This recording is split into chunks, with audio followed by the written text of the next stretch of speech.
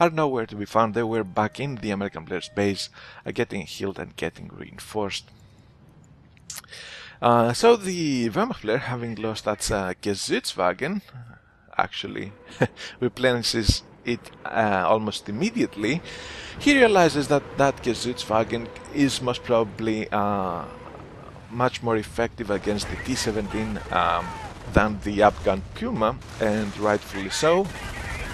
He wants that extra punch against the US armor, and I can't blame him for that. MG42 bunker protecting the west victory point in a pretty good location there, even backed up by an MG42 in the church. That position will most probably be really hard for the American player to attack with just his infantry alone. So realizing that, the American player starts putting down his tank depot at the 19 minutes 40 second 41 42 second mark. So that is actually, I would say, is it a necessary attacking option? In my opinion, yes, it is. Not only will AT guns start to be ineffective should the Wehrmacht player starts to get more veterancy, but he just needs that extra punch that that some armor will give him against all those buildings and the area in the west. That, of course, the Wehrmacht player is holding on quite strongly. On the other hand, the Wehrmacht player needs to start worrying about the VPs and the fact that two of them are in this portion of the map that he actually does not and has not held for a large portion of the game. He will need to come up with a way to attack that, and nibble Werfer fire alone blindly against positions in that portion of the map is not exactly going to help him that much. Has veterancy been researched for support units? Yes, it has. So those nibbles are, of course, at the veterans level 1, as well as a sniper that was newly built by the Wehrmacht player. That sniper not only will be able to take shots on the AT guns and, decrew them, but also will be a great spotter for the Nibelwerfers. As pretty much self-explanatory, spotted fire much better than blind fire by all forms of indirect weapons in this game. T-17 making a move against the Gesützwagen, uses the phosphorus round on it. The Gesützwagen will be stunned. However, the Afghan Puma as well as the non-Afghan Puma make their way there. I will hand down the T-17 for a while, although no significant damage was put on it, so it would be quite safe. Manpower income for the American player standing at 237. The American player needs to invest in some supply yard upgrades sooner than later. His fuel income is just 15, and he spent a lot of it on getting a Hellcat, an M18 Hellcat out of his tank depot, which he upgrades with his MG42 on the top. So, as I said, the next 50 fuel, I would like to see them going in a supply yard upgrade before that manpower situation goes out of control. He's currently at 226 manpower per minute, which is quite low. I would like to see some more upgrades or some... Actually, I would like to see some more veterancy from the Wehrmacht player and get some sturdier units out, even another Gesützwagen, now that he has seen that M18 Hellcat, and he is aware that the Wehrmacht player has a tank depot up and not only AT guns and T-17s and riflemen running around. The infantry composition, of course, of the Wehrmacht player still weak, just a couple of folks and a sniper. Not really that much, and not really able to stand against the 4 squads of Bard riflemen should the Bard riflemen try to advance and take back territory or harass the Wehrmacht player. A couple of riflemen staying still, actually being suppressed by a Nebelwerfer barrage in the northwest portion of the map, now making a move towards the church. Unfruitful attempt by the Wehrmacht player to get back control of those resource points just outside of his base. However, the Pumas make a move towards the position of the rifleman. Harassment game kind of staying strong by the American player. However, he needs to spread his riflemen a little bit more. And we just witnessed a couple of riflemen getting suppressed by a Vet-2 MG42 in the west and having to retreat back to their base without literally doing that much of a harassment at all. And this is the time where the manpower starts to affect the American player. He still has 229 manpower per minute. He took heavy losses on those two rifleman squads and having to upgrade all those and still filled units. It's gonna be tough. Let's see, however, how it's gonna turn out. The Wehrmacht player even teched up to tier 4. I'm not so sure about that. I mean, the Geschützwagen, getting more to Geschützwagen and getting veterans in the Geschützwagen would be more than enough to deal with the Hellcats. And we just see here the Geschützwagen and the Puma getting locked, not being able to shoot. I don't know what happened there. The Hellcats advance. The Hellcats bring down the Geschützwagen while the Wehrmacht player was building a tier 4 in the back of his base. So that's exactly why you need more units on the field. Why, when you see armor by the American player, you need to respond with armor of your own and not try to tech up to something that was not necessary in the first place. Now these M18 Hellcats will have free reign on the field. T-17 making a move towards the west portion of the map. Second Puma going down. Those Hellcats need to be fasted quickly before they become an even greater threat for the Wehrmacht player. Even a Nebelwerfer gets destroyed by the Hellcats and no Fausts nowhere to be seen. I'm not sure what happened there. We even have some airborne with recoilless rifles taking on that bunker, and at this moment in the game feeling pretty bad for the situation the Wehrmacht player is in. He lost a Geschützwagen, 2 Pumas and Nebelwerfer. Bunkers. He's gonna lose all his bunker and all his defenses. He is forced to route from the west portion of the map and retreat that MG42 that can do actually nothing against the T-17s. His infantry was meager in the first place, will be even weaker now if those riflemen advance and start to get veterancy.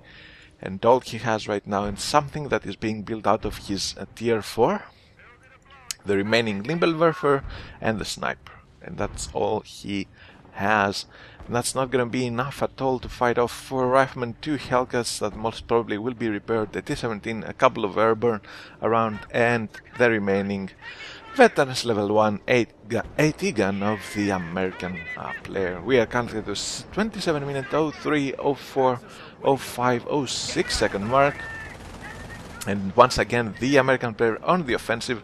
The unit out of the T4 of the Panzer Command for the Wehrmacht player was a Panther tank. So that's going to be quite useful against not only the Hellcats as well, but against the T-17 as well.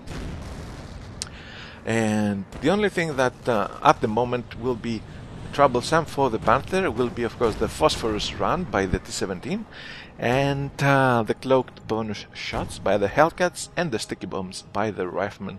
That if you combine that with the phosphorus round, you must probably have a sure way to pull off a successful usage of sticky bombs.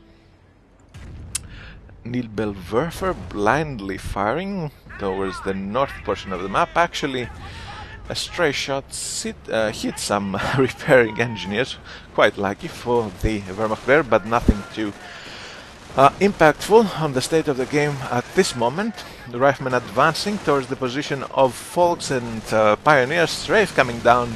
Those units by the Wehrmacht player were clamped up together, which means that they took increased damage from the strafe. A lot of units a lot of members of folks going down there, and even the pioneer gunned down on the retreat by those riflemen. Do we have veterancy on any of those riflemen? I think one of them is level 1. Oh no, I'm just blind. Another unit out of the Panzer Command is a Panzer IV. No veterancy on the tanks yet, however, which means that they won't have that reduced received damage that veterancy level 1 gives them. And actually, as I say that, veterancy level 1 just finished upgrading, so there you go. Those tanks will be a little bit more sturdier against the American armor and AT guns. Now, I haven't seen a doctrine indication by the Wehrmacht player, or was he defensive? Because I did not pay attention to how quickly the bunkers went down, but there were 2 Hellcats and an airborne squad with recoilless rifle firing on them. So most probably, actually. Take that back, I'm blind. There are MGs on the at the top of the Wehrmacht player's building, so he's defensive. He's defensive, and of course that means that he is not going to be having any super tank coming in anytime now to help him out. So maybe a flak for all that armor. Now the American player has 3 Hellcats on the field. 2 of them at veterans level 1, as well as the T-17 at veterans level 1, so a flag could be awesome. However, the Wehrmacht player sticks with his tanks, with the Panther and his Panzer IV. So let's see how this attack by the American player is gonna go. The American player tries to focus down the squads of infantry of the Wehrmacht player first, which is pretty safe move to do. Now the Panther and the Panzer IV trying to move in towards the position of those Hellcats. However, they meet up with a horde of riflemen, as well as an airborne squad with recoilless riflemen. So many stickies going down on that Panzer IV. That Panzer IV stood no chance. Nearby pioneers not being able to do much. No Nebelwerfer barrages coming down against any US infantry. And now even the riflemen trying to move towards the position of that Panther. However, the base defenses will be more than enough to fend off that attempt by the American player. Hellcats, on the other hand, have moved towards the west portion of the map, taking once again on that bunker that covers that victory point there. Victory point situation that kind of stabilized for the Wehrmacht player when he got that victory point in the east portion of the map. However, what the Wehrmacht player needs to worry about is not the victory points, but how he is going to deal with those Hellcats, those airborne that even got veterans level 1, and the rest of the American infantry that is going to be all annoying with the sticky bombs. 1 Hellcat was lost in the process of the last engagement for the American player. But that's gonna be fine. Sniper getting crashed by some Hellcats as well. Sniper who actually did not seem to be paying off, since those 280 guns by the American player were really back in the field, not participating in the last combined armor and infantry push by the American player. Something which I find kind of well, it was not, as it turned out, they were not necessary for that push to succeed, but still I would like to have seen them a little bit more aggressive for the duration of the game. No supply yard upgrades yet for the American player. He has been struggling with a very low manpower income for a large portion of the game. Currently at 211, or actually 206 per minute, and going down. So yeah, should he have that increased manpower income, I think he would be able to field even more units and just simply overrun the Wehrmacht player completely from the field with no problem. And of course, as we currently are at the 33 minute, 35, 36, 37, 38 second mark, my mind still goes back to that engagement with the two Hellcats, the T-17 against the Kazutswagen and Afghan Puma, and the rest of the Wehrmacht force, when the Wehrmacht there, after having seen the M18 Hellcats, decided to take up and get some more units. I'm telling you, if he had another Gesützwagen at that engagement, this would be a whole different game. Flak trying to be built by the Wehrmacht player. Yes, it's gonna be complete. Hellcat has gone down in the process, but the flak gates focused fire down rather quickly. So that was a manpower and fuel sink for the Wehrmacht player that I'm sure he wouldn't like to have seen. Now the T-17 stuns the Panther. The Vet-3 and the Vet-2 Hellcats will be more than enough to destroy the remaining Panzer IV. A Faust by those faults on the T-17, doing literally no significant damage. Hellcats moving in towards the the Wehrmacht player's base, and at this point the Wehrmacht player realizes he does not really have a chance. He GG's. Most probably the game will be ending anytime now. As I was saying, to conclude this game, which actually did not feature something that I consider kind of weird for this map, being that the strategic sectors just outside of each player's base can actually cut you off from the west portion of the map completely and can be locked down rather easily. But featured a more steady pace, normal game is that moment with the Gesützwagen and the attack of the Hellcats.